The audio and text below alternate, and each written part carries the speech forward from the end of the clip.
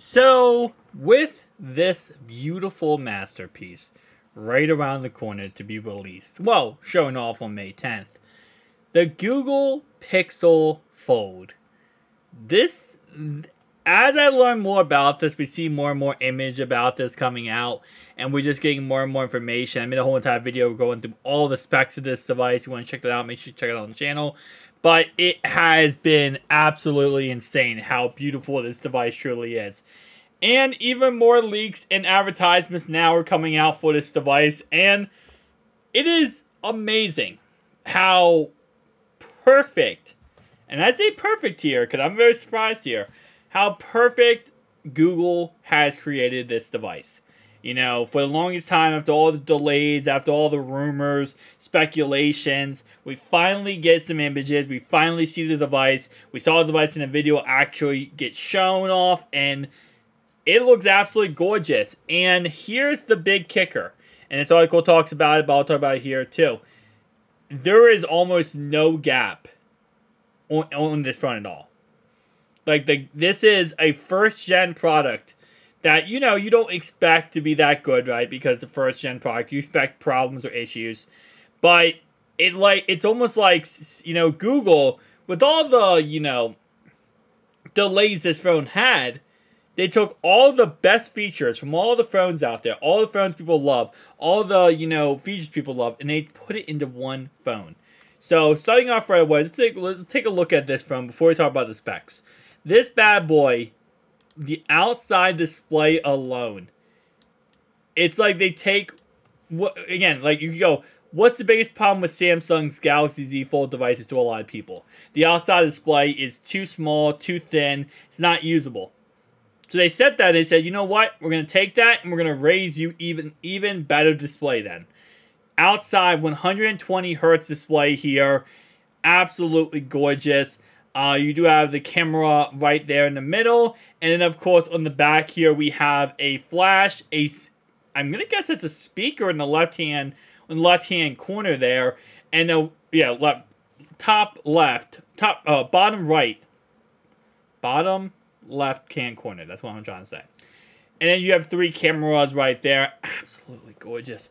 And look at that hinge. This is honestly, this is the unspoken hero about this. Because, again, there's going to be almost no gap on this phone. The hinge is where it's really at right here. It's so freaking small.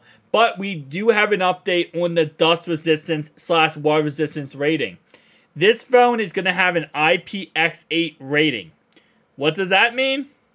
That means that it's not dust resistant, but it is water resistant up to 5 meters for 30-minute increments. It's the same exact rating that we find on the Galaxy Z Fold 5 and Z Fold 4 and Z Fold 3. So you can, theoretically speaking, you know, submerge this phone up to 5 meters for 30 minutes at a time and it won't break. That's actually mind-boggling because Microsoft in 2 generations of their phones could not get that completed, the ability to have a water-resistant phone. Then Oppo still has not completed that, and mainly every other company out there has not completed that yet. Samsung's really the only company that have completed a water-resistant foldable phone. Yet, Google, in their first iteration, got it done.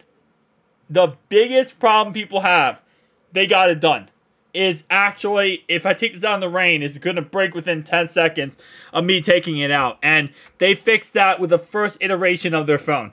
That is absolutely insane. That is a W&a-half, to say the least. So here we go. The Pixel 5 is 5.5 inch tall by 3.1 inch wide. And is 0.5 thick when folded. And a 5.5 by 6.2 by 2.0 unfolded. It weighs 283 grams. Front camera, 9.5 megapixels, dual pixels inner camera, and 8 megapixel inside the camera. So the outside is 9.5, inside is 8 megapixels, which obviously is double what we see out of, you know, Samsung's phones. Then for the other thing, IPX8 water resistance, which is, again, like I said, absolutely amazing when it's their first gen product. USB Type-C 3.2 Gen 2 and a bunch of other stuff. Ships in obsidian and porcelain. This is crazy. We're going to see, and I'll also mention this, because in my first video of the actual video of the device, I talked about how the bezels were the only issue I had with the device was honestly the bezels. Nothing else was a problem but the bezels. After looking at it more and hearing your guys' feedback down below and really looking at it myself, the bezels are fine. The bezels are absolutely fine. If anything, this is, again, you know, not going to be a problem at all. I even talked about in the video how the Surface Duo 1 had bezels, and I actually liked it better with the bezels on the Surface Duo 1 and Surface Duo 2. These bezels are perfect. It's just, I can't believe that we are so close to it being released. And the reason why I'm so excited, because I am pre-ordering this, and I am getting this on the channel, because I want to show this off and see how good I like it personally, because this is probably going to become a daily driver. This 100% is going to become a daily driver. This is the first phone released, you know, foldable phone-wise, where I don't feel like it's just a, you know, a cheap gimmick that's being released just to make money. Like, you know, we have the main dogs, like Oppo, obviously Microsoft, we have Samsung, you know, we have all these companies, right? And then we have other companies that kind of release smartphones and foldable phones, but it feels like they're trying to get a cash grab to make some money. This is the first, like, true, feels like authentic, crazy phone on the market. So this is why I cannot wait to pick up this phone. And the fact that that gap is so freaking small is so freaking crazy. And again, looking back at it, I take back my comments on the bezels. The bezels are fine. There's no problem with these bezels. This is going to be one of the best smartphones of this year. And hopefully Microsoft comes out with a smartphone too, so we can really get this industry popping when it comes to competing for, you know, foldable phones, because I can't wait to see even more foldable phones hit the market at this point. Apple still has to release theirs. It looks like at this moment in time, Microsoft has not released any update for the Surface Duo 1 and 2. For April, it is the last day of April at this point. Which, again, like I said before, I know some people are going to say, why does that matter? Why do you care if they update the Surface Duo 1 and 2 anymore? Well, first off, they're supposed to update, well, every single company at this point has made promises to update up to 4 years for their phones. Like, every phone every foldable phone has come out. Samsung, Oppo, Google, all has said they're going to give 4 years of updates to the foldable phones. So that's the only reason why I'm kind of not upset but kind of confused, is because Microsoft's now the only company not honoring that.